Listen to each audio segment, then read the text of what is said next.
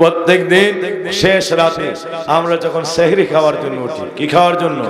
সেহরি খাই। সেহরি শব্দের অর্থ রাত জেগে খাবার, রাত জেগে খাবার খাওয়া, এটাই সেহরি। যে খাবার রাত জেগে খাওয়া হয় এটাকে সেহরি বলা হয়। এটা কি বলা হয়? সেহরি। অর্থাৎ রাত জেগে খাবার খাওয়াকে সেহরি বলে। রাতের খাবার অর্থাৎ জেগে থেকে খাবার খাওয়া, তার নাম সেহরি। এই সেহরির খাবার খাওয়ার জন্য যখন উঠেন, এক ডিলে 2টা পাখি শিকার করবেন। কয়টা? 2টা। 1 নম্বর সেহরি খাওয়ার লেগে তো উঠতেই হয়। 30 রোজা, 30 ফরজ। এই 30 ফরজের পাশাপাশি 30টা সেহরিও আমাদের জন্য ফরজ। 30টা সেহরিও কি আমাদের জন্য ফরজ। তাইলে এই 30 রোজার পাশাপাশি আমরা 30টা সেহরি খাওয়ার জন্য রাত্রে উঠি।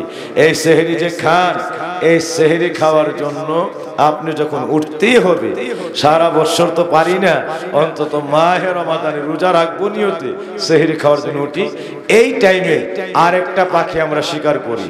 এক হলো রোজা তো আছে, আর আমরা কমপক্ষে 4টা রাকাত হলো তাহাজ্জুদ পড়ি। সারা বছর পারি না, রমজানে যেহেতু শেষ রাতে উঠতেই হয়, সারা বছর ঘুমিয়ে বিভিন্ন ভাবে অসুস্থতায় আবার পাকে না পাকে বিভিন্ন কারণে পড়তে পারি না। যেহেতু রমজান আবার সেহরি খাইতে হয়, উঠি অন্তত 10টা মিনিট আগে ওঠার অভ্যাস করি, একটু ওযু করি, একটু ওযু করে পবিত্র হয়ে আমরা অন্তত 4 রাকাত তাহাজ্জুদের আমল করি। কয় রাকাত?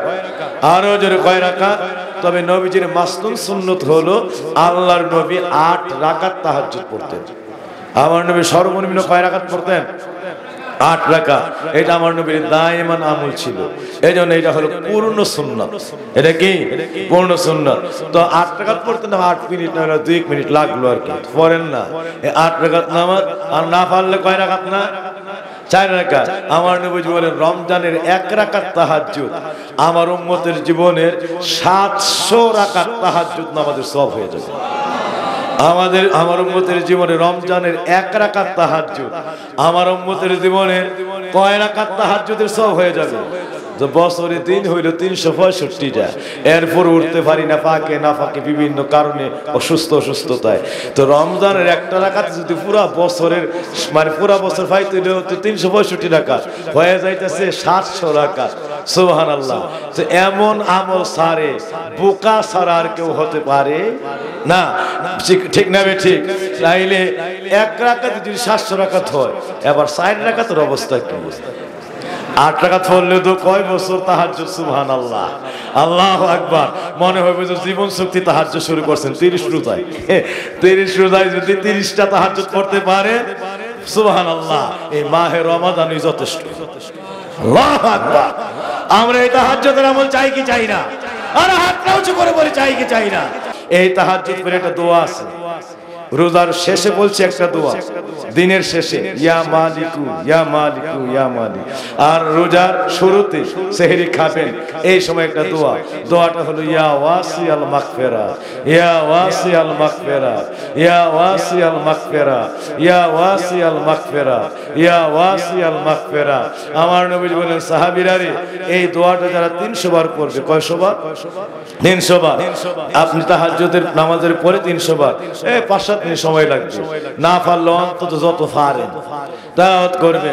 আমার নবীজি বলেন উম্মতেরা, এই তওবা যারা এই তাহাজ্জুদের পরে আল্লাহর কাছে এই দোয়ার মাধ্যমে তওবা করবে, ইয়া ওয়াসিআল মাগফিরাত ইয়া ওয়াসিআল মাগফিরাত ইয়া ওয়াসিআল মাগফিরাত, এই তওবায় আল্লাহ রাব্বুল আলামিন জীবনের গুনাহ এমন ভাবে ক্ষমা করে ফেলবেন, রোজার শেষে তারে এমন, রোজার শুরুতে থাকে এমন করে মাফ করে ফেলবেন, ইয়াউমিল্লা ওয়ালাতুহু উম্মুহু, যেন আজকাই তার মা একদম দুনিয়ার জমিনে একটা নতুন নবজাতক সন্তান প্রসব করলো, আমল নামায় কোনো গুনার দাগই লাগে না, এমন ভাবে যেন গুনাহ থেকে আজকার তওবাতে নিষ্পাপ হয়ে গেছে।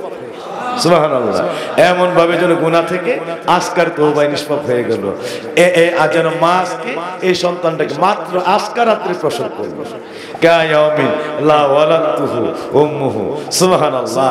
তাইলে শুরুতে জীবনের গুনাহ মাফ, আর সন্ধ্যায় গুনাহগুলিরে আল্লাহ তুলার মতো হালকা করে ফেলবেন, মিজানের পাল্লায় চির মাগফিরাতের দরজা দিয়া 8টা জান্নাতের টিকিট তার কাছে উঠিয়ে দিবেন।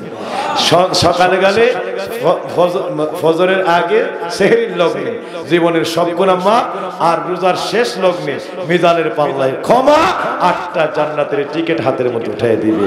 তো শুরুতে মাগফিরাত আর শেষে হলো নাজাত। শুরুতে মাগফিরাত, ইফতারের সময় নাজাত, শুরুতে মাগফিরাত, ইফতারের সময় নাজাত। এরই নাম হলো মাহে রমাদান।